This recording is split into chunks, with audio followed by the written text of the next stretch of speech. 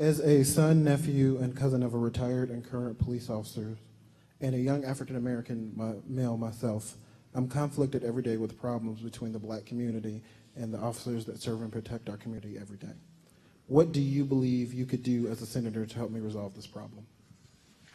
We begin with Congresswoman Duckworth. Thank you so much, Will. Well, I was the first candidate for this Senate seat, including the incumbent, who actually put out a criminal justice reform plan.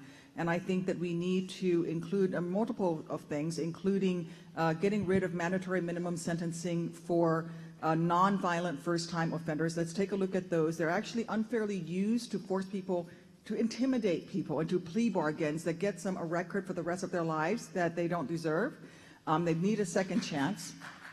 Ladies and gentlemen, please, I also think that we need to work on gun violence legislation, but also equally important, we need to work on economic justice. You know, what we see in black and brown communities is a lack of economic opportunity, a lack of an ability to find a job, and when you're in that kind of despair, it's hard to look ahead. And you know, I just want to say that this will take a lot of work from all aspects. It's not a single issue problem, but we have to look at it economically, we have to look at a judicial system, and we have to make sure that we look at the community itself to see what we can do to improve relationships within the community. Senator Kirk, 90 seconds.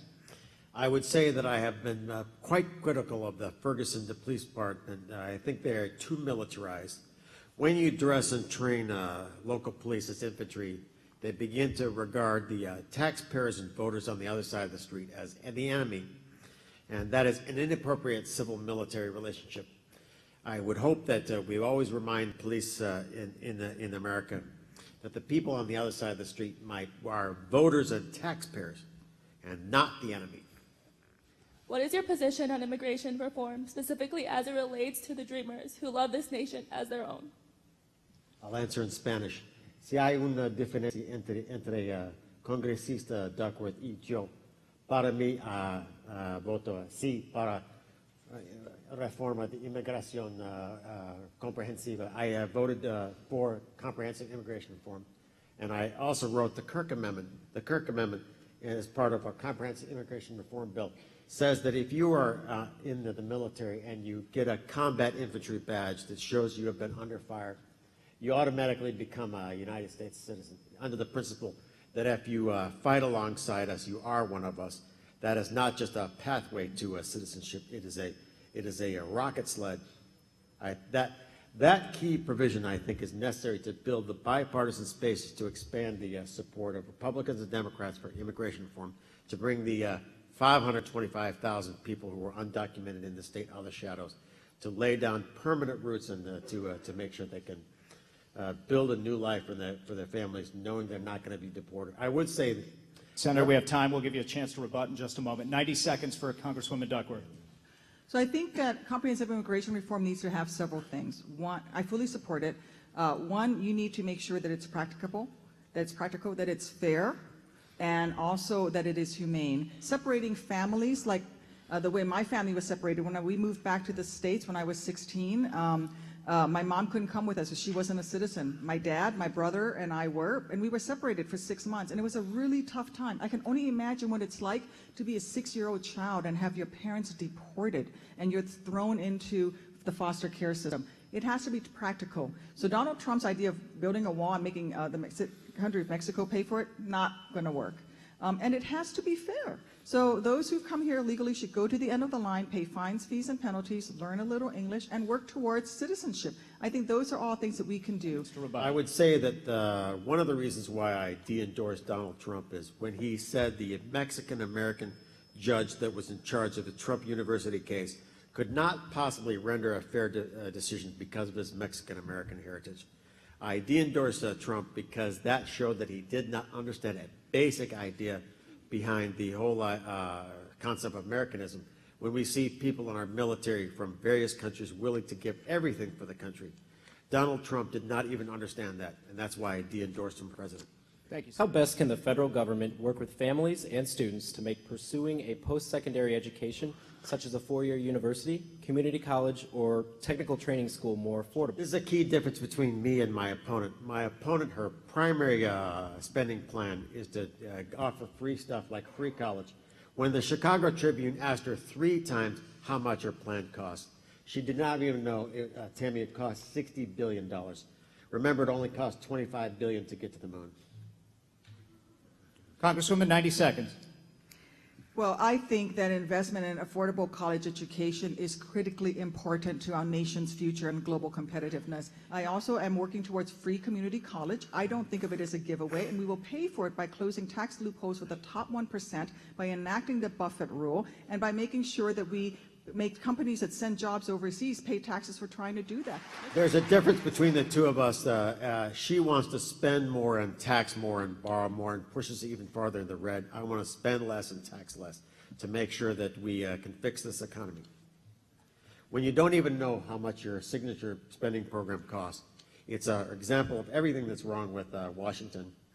We as citizens of Illinois have a duty to protect the people of this country from the kind of economics that have collapsed the economy in the Puerto Rico, of Greece and Puerto Rico.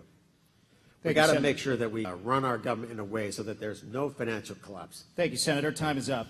So what do you think needs to be done with the Affordable Care Act? And if you want to replace it, please explain with what? 60 seconds, Senator Kirk. I would say the things that we should replace the ACA with is making sure that we have lawsuit reform. If we have lawsuit reform, we'll dramatically lower the cost of health care in America.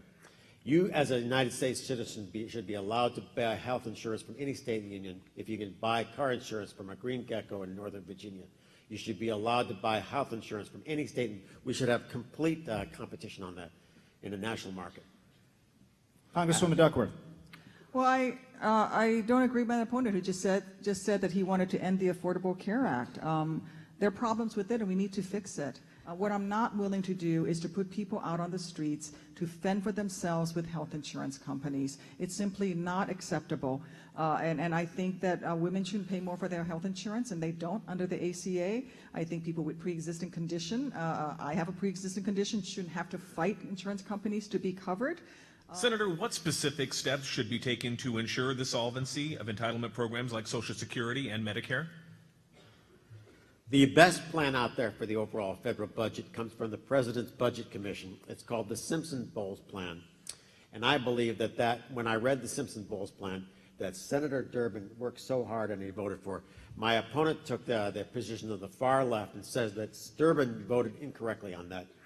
When you look at the whole plan, it comes across as a plan written by real Republicans and real Democrats that can actually pass the real House and Senate.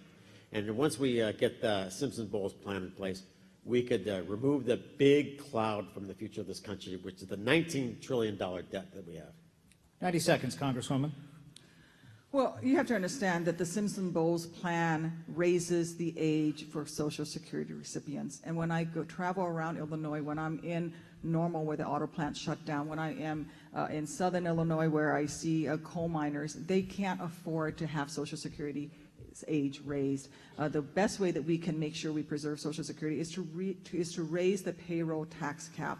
That means that right now people who make $1 million only pay Social Security taxes on 10% of their income, but if you make $40,000, you pay on 100% of your income. Let's make sure that we save Social Security, not by raising the age on the people who desperately need it most, but on making sure that the top 1% of this nation pay their fair share. If we continue the current policies of borrowing from Social Security, then every senior in America knows when we overspend, we threaten their long-term economic viability. That we gotta adopt policies like I've been advocating to spend less, tax less, borrow less, and get us out of the red.